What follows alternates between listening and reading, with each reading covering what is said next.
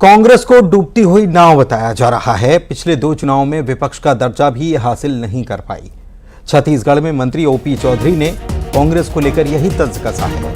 CGPSC घोटाले पर OP Chaudhary ने कहा है कि कांग्रेस ने छत्तीसगढ़ के युवा भाई बहनों के साथ धोखा किया है।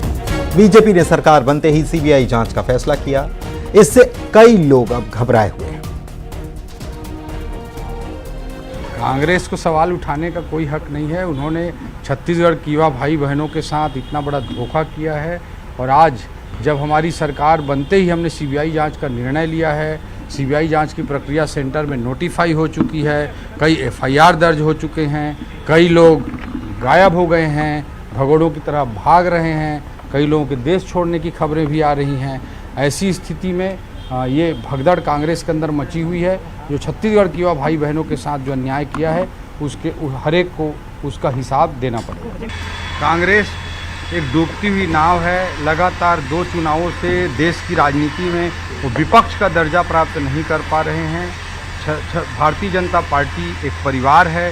यहाँ हर एक पद नहीं होता है, दायित्व होता है। तो यहाँ कोई पोस्ट की भाग दौड़ नहीं मची हुई है, बल्कि आपने कांग्रेस के 5 सालों में देखा कि जय और वीरू में ही नहीं बन पाई। इन लोग दूसरों पर सवाल उठाते हैं कि हास्यास्पद।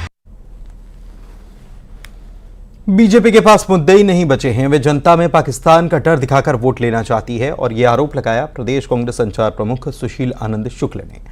कहा कि जनता ने बीजेपी सरकार की विदाई को तय कर दिया है। उन्होंने यह भी आरोप लगाया कि बीजेपी धर्म को बांट रही है, लेकिन अब हिंदू और हिंदुस्तानी एक हो चुके हैं। अब कुछ फर्क नहीं पड़ने वाला। बचे नहीं है। 3 चरण के बाद में यह स्पष्ट हो गया कि मोदी जी की विदाई जनता ने सुनिश्चित कर दी है। अब भारतीय जनता पार्टी मीट मछन मछली मंगलसूत्र से लेकर राष्ट्रवाद तक पहुंच गई है। अरे पाकिस्तान का भय हिंदुस्तान को मत दिखाओ।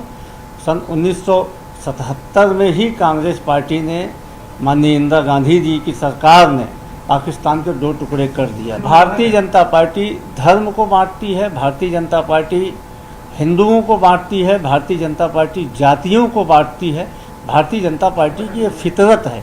लेकिन अब हिंदू एक हो चुके हैं, हिंदुस्तानी एक हो चुके हैं और सबको मालूम है कि भारतीय जनता पार्टी सिर्फ और सिर्फ भावनात्मक रूप से वोट लेने के लिए लोगों में विघटन पैदा करती है।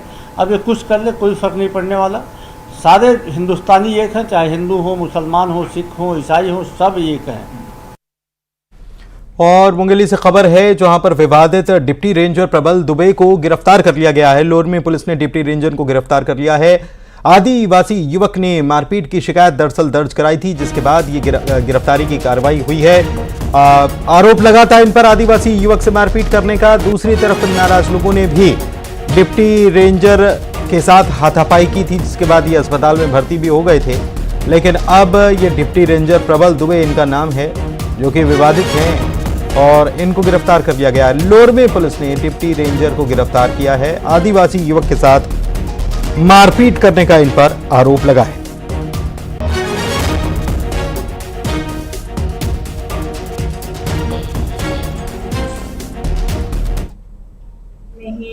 चौकीदार के पद पर पदस्थ था। खारी डोंगरी में प्रबल दुबे के द्वारा इसको मारपीट किया गया और गाली गलौज किया गया, जिस पर भादुराम कोलाम के आवेदन पर इसके खिलाफ एट्रोसिटी एक्ट के मामले दर्ज हुए, जिसमें आज इसे गिरफ्तार कर न्यायालय रिमांड पर भेजा जा रहा है।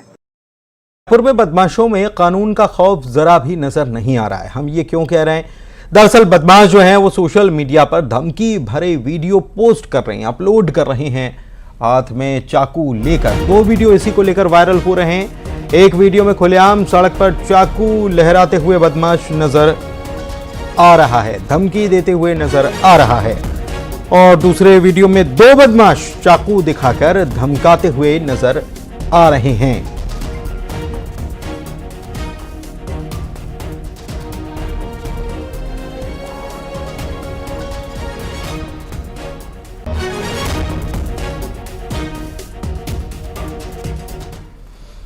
बढ़ेंगे आगे। रायपुर से खबर, राजधानी एक्सप्रेस में दिल्ली से रायपुर आ रही महिला यात्री से बदसलूकी हुई है। पति और पत्नी दिल्ली से रायपुर आ रहे थे। बर्थ के रिजर्वेशन को लेकर टीटी जो है उससे बदसलूकी हुई है।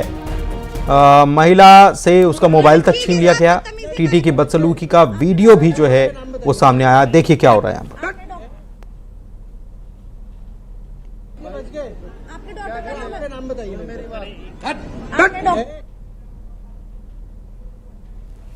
लड़की को हाथ मारा, लड़की को हाथ दिखाया, लड़की को हाथ दिखा रहा है, फोन छीन रहा है, लड़की के साथ बदतमीजी कर रहे। आपके डॉक्टर का नाम बताइए। बस्तर के मजदूर ठेकेदार